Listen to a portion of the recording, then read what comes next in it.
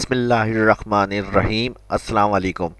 शाहिब इस्लाम welcome करता हूँ आपको अपने यूट्यूब चैनल के ऊपर। और एक्सेल, माइक्रोसॉफ्ट एक्सेल के अंदर चार्ट सेक्शन हमारा टॉपिक चल रहा था लास्ट वीडियो के अंदर। इस वीडियो में मैं आपको पाई चार्ट के बारे में बताऊंगा। पाई चार्ट देखें, जिस तरह से हमने कॉलम चार्ट पढ़ा था कंपेयर करने के लिए होता है डेटा को, और लाइन चार्ट होता है फ्लो वगैरह देखने के लिए। इसी तरह पाई चार्ट जो होता है वो कंट्रीब्यूशन, परसेंटेज, शेयरिंग, इन कामों के लिए हम चार्ट सेक्शन से फिर पाई चार्ट को यूज़ करते हैं। अब मिसाल के तौर पे यहाँ पे मैंने नेम के हेडिंग्स दी हुई है, नेम टाइप किए हुए एम्प्लॉयज़ के, और उसके बाद सेल्स टाइप की हुई है, सेल्स के अंदर उनकी जो सेल्स है वो आ रही है, और एंड में मैंने इनको टोटल की हेडिंग टाइप की है और प्लस करके सम से टोटल किया हुआ है। अब इसके अंदर मुझे अगर इंसेंटिव डिस्ट्रीब्यूट करना है, कुछ परफॉर्मेंस वगैरह देखनी है एम्प्लॉयज़ की, तो हम इस काम को कितने परसेंटेज क्या सेल हुई है पाई चार्ट के ज़रिए आराम से कर सकते हैं। इसके लिए हम क्या करेंगे, जब भी इस तरह का डेटा हो और आपको पाई चार्ट बनाना है तो इसके लिए टोटल वाला जो कॉलम है या सेल वो सिलेक्ट नहीं करेंगे। सिर्फ हेडिंग्स, नाम और जो उनकी रिपोर्ट है या सेल है वो सिलेक्ट करेंगे। वो सिलेक्ट करने के बाद चार्ट सेक्शन के अंदर आएंगे, पाई चार्ट, इस पर क्लिक करेंगे। सबसे पहले जैसे कॉलम चार्ट के अंदर हमारे पास स्टाइल थे 2D column style chart, 3D column style chart, इसी तरह सेम हमारे पास पाई चार्ट के अंदर भी ये डिज़ाइन दिए हुए होते हैं। सिंपल हमने 2D वाले स्टाइल में पाई सेलेक्ट किया, चार्ट इंसर्ट हो गया आपका।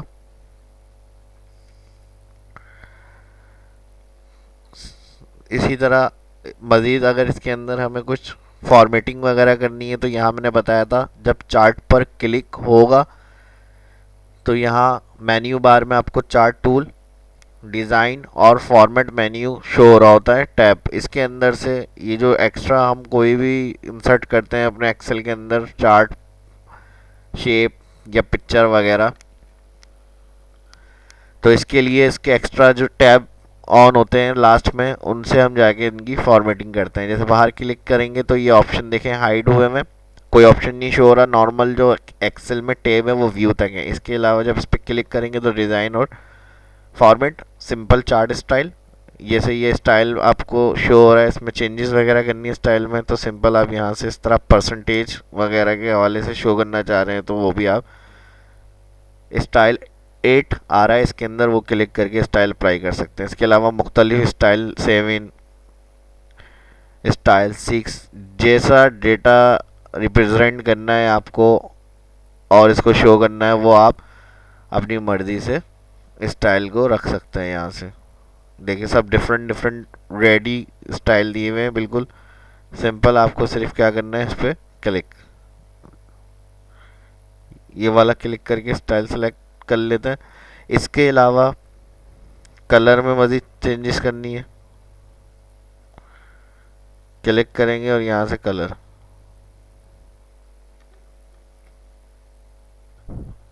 कलर ऑप्शन इसलिए अप्लाई नहीं हो रहे क्योंकि हमने डिज़ाइन जो है वो स्टाइल वाला ये सिंपल सेलेक्ट किया हुआ है। अगर हम कलरफुल कोई डिज़ाइन क्लिक करेंगे तो यहाँ से जाके फिर हम चेंज कलर से उसमें कलर वगैरह के अंदर तब्दीली भी कर सकते हैं।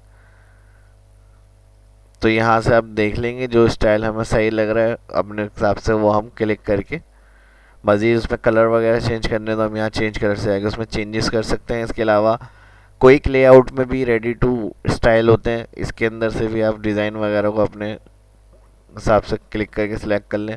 अगर इसमें कलर में कंट्रोल Z कर ले तो, इसके अलावा अगर इसमें सिंपल किसी एक में अगर कलर चेंज करना है तो आप उस पर क्लिक करें। क्लिक करने के बाद राइट क्लिक करेंगे, फॉर्मेट डेटा, और यहाँ से जाएंगे फिल, इसी तरह फिल में आएंगे, जिस तरह हमने पहले क्लास में वीडियो में मैंने बताया था आपको, कलर, स्टाइल, पिक्चर, ग्रेडियंट, वो इसके अंदर भी मज़ीद चेंजेस वगैरह ग्रेडियंट कलर चाहिए। जो एक आध पार्ट आपने सेलेक्ट किया हुआ होगा सिर्फ, उसके अंदर भी आप ग्रेडियंट वगैरह अप्लाई कर सकते हैं। इसमें से अगर कोई डिज़ाइन देना है तो ये भी डिज़ाइन वगैरह आप क्लिक करके इसके अंदर भी शो कर सकते हैं इसको। मज़ीद इसके अंदर चेंजेस वगैरह करनी है तो यहाँ ग्रेडियंट की अपने हिसाब से कस्टमाइज़ करके भी आप इस तरह से हाईलाइट कर सकते हैं। इसके अलावा पिक्चर अगर कोई चाहिए आपको, पिक्चर अगर इंसर्ट करनी है तो उसको सिलेक्ट करें। सिलेक्ट करने के बाद सेम इसी तरह किसी एक पार्ट में अगर पिक्चर लगानी है तो फाइल में जाएं, अपनी जहाँ आपने पिक्चर्स रखी हुई हैं वो पिक्चर सेलेक्ट कर लें। इस तरह से इमेज भी इंसर्ट कर सकते हैं फाइल से जाकर। अगर कोई इमेज इंसर्ट करनी है तो वो भी आप इस तरह से इसके अंदर इंसर्ट कर सकते हैं। मज़ीद लेबल्स आ रहे हैं, इसके अंदर चेंजेस करनी है। Right format data labels, data labels के अंदर सेंटर, इनसाइड, ये आप अपने हिसाब से सेट कर लें। इसके अलावा परसेंटेज भी शो करना है, परसेंटेज शो हो रही है, वैल्यू हो गई, इस तरह से वैल्यू शो हो रही है। अलाइनमेंट मज़ीद इसमें सेंट्रलाइज करना है, हॉरिजॉन्टल, वर्टिकल, तो इस तरह से आप इसकी अलाइनमेंट वगैरह को भी चेंज कर सकते हैं।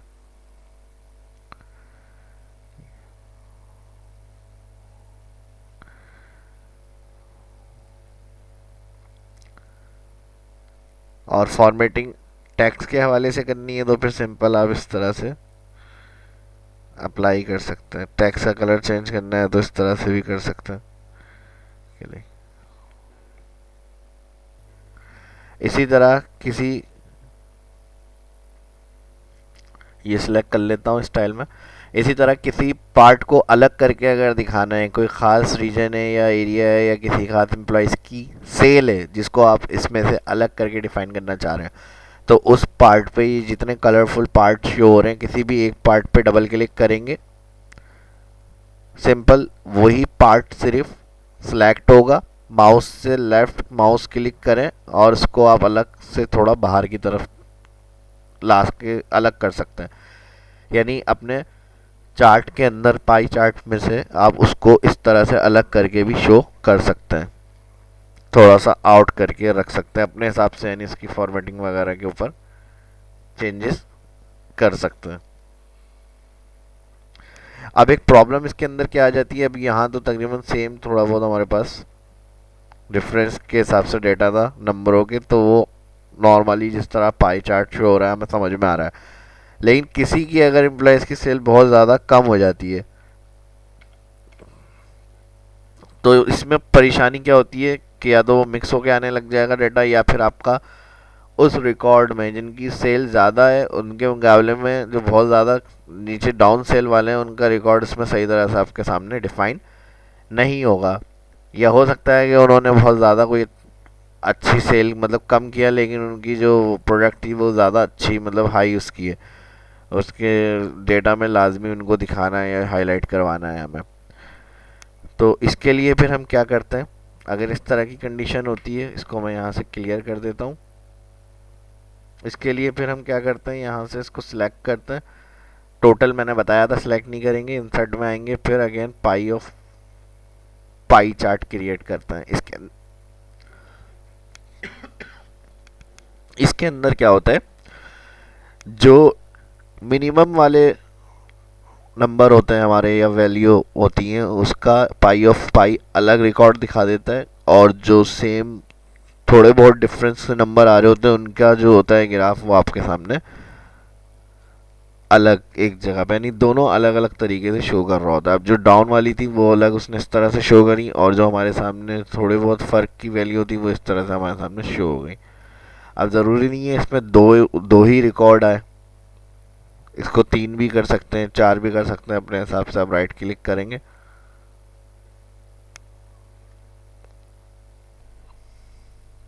फॉर्मेट डेटा सीरीज, और इसके अंदर यहाँ देखिएगा वैल्यू इन सेकंड प्लॉट दिया हुआ है, इसके ऊपर जाएं और इसको 3 कर दें।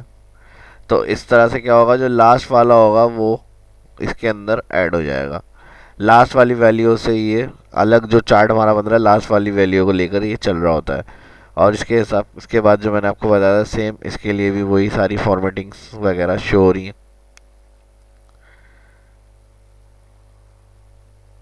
कलर, स्टाइल, डेटा वगैरह अपने हिसाब से आप इसको सेट कर सकते हैं।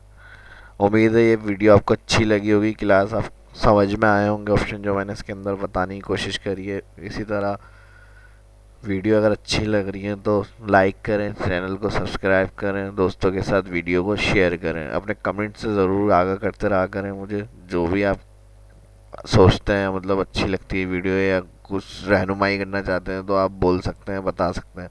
इस वीडियो की प्रैक्टिस करें। मिलते हैं नेक्स्ट वीडियो में। शाह इस्लाम को इजाज़त दीजिए।